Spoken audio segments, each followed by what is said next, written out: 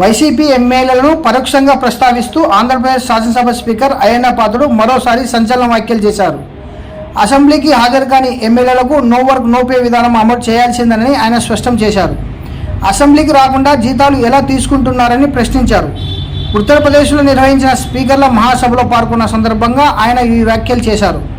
ప్రజల పట్ల శాసన వ్యవస్థకు ఉన్న జవాబుదారీతనం అంశంపై అయ్యన్న పాత్రుడు కీలక ప్రసంగం చేశారు. ఎమ్మెల్యేల హాజరు తప్పనిసరిగా ఉండేలా నో వర్క్ నో పే విధానం అమలైతే శాసనసభ పనితీరు మెరుగుపడుతుందని, ప్రజల విశ్వాసం మరింత బలపడుతుందని స్పీకర్ పేర్కొన్నారు. ఈ ప్రతిపాదనపై దేశవ్యాప్తంగా విస్తృత చర్చ జరగవలసిన అవసరం ఉందని ఆయన అన్నారు.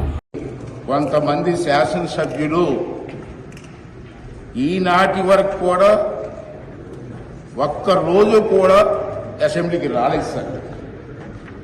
దీన్ని మీరు గమనించవలసిన అవసరం ఉందని చెప్పి మన సందర్భం మనం చేస్తాను. ఒక్క చర్చలో కూడా పాల్గొనడం లేదు. అది చాలానంటూ సభకు అసలు హాజరు కాని సభ్యుల్లో ఎక్కువ మంది క్రమం తప్పకుండా వేతనాలు తీసుకున్నారు. Without doing duty they taking salaries. How it is possible sir? So నేను ఈ విషయంలో మీకు మనసు అందజేసంటే సభకు అసలు హాజరు కాని సభ్యుల్లో ఎక్కువ మంది క్రమం తప్పకుండా వేతనాలు తీసుకుంటున్నారు, బత్యాలు మాత్రం తీసుకుంటున్నారు. ఒక సభాపతిగా నాకు ఎంతో వేదన కలిగిస్తున్న విషయం ఇది. ఇలాంటి నైతిక ప్రవర్తనతో ప్రజల దృష్టిలో చులకన కాకుండా ఎలా ఉండగలుగుతున్నారు? ఈ రకమైన అనైక్యత ప్రవర్తన ఎలా సమర్థించగలుగుతామని చెప్పి ఒకసారి మీరు అందరూ కూడా ఆలోచన చేయవలసిన అవసరం ఉంది. మనం చేస్తున్నాను. ఈ రకమైన వ్యవస్థలో శైలిని నిషేధించే నిబంధనలు లేవు కాబట్టి మరొక మార్గం చూపించాలని చెప్పి లోక్సభ స్పీకర్ గారికి ఈ సభాముఖంగా మనం చేసుకుంటున్నాం సార్. ఇది కేవలం ఆంధ్రప్రదేశ్ శాసన వ్యవస్థకు సంబంధించిన సమస్య కాదు.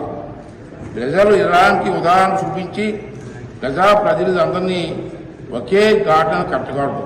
ప్రజల నుండి వచ్చే విమర్శల నుండి ఎవరికీ మినహాయింపు ఉండకూడదని చెప్పి ఈ సందర్భంగా నేను చేస్తున్నాను. ఈ విషయంలో సార్ నా వైపు నుంచి 2 సూచనలు చేయదలుచుకున్నాను. ఒకటి, సభకు హాజరు కానిటువంటి వారిని నో వర్క్ నో పే. ఇది ఒక ఫస్ట్ టైం నేను మన చేసి నమ్మకం సార్. అసెంబ్లీకి రాని వారికి, నో వర్క్ చేయని వారికి పేమెంట్ ఎందుకు ఇవ్వాలి? వై మస్ట్ మీకు పేమెంట్ అని చెప్పి శాలరీస్ అని చెప్పి నా సూచన సార్. రెండోది ఏంటంటే, ఉద్యోగులు నిధులకు రాత కాకపోతే, ఎంప్లాయీస్ ఉద్యోగాలకు రాకపోతే మనం ఏం చేస్తున్నాం సార్? వారి వేతనాల్లో కోత వేస్తున్నాం. ప్రజాప్రతినిధుల జీతాల వచ్చాలకు కోత విధించాలి. 2, అప్పటికీ గుణపాఠం నేర్చుకోకపోతే ప్రజాప్రతినిధుల కోసం మరో 1 minute మరో అడుగు ముందుకు వేయాలి. వాటిని మళ్లీ ప్రజా కోర్టులో నిలబెట్టడం తప్ప మరో మార్గం లేదు. వివిడి న్యూస్ టీవీని తక్షణమే సబ్స్క్రైబ్ చేసుకోండి.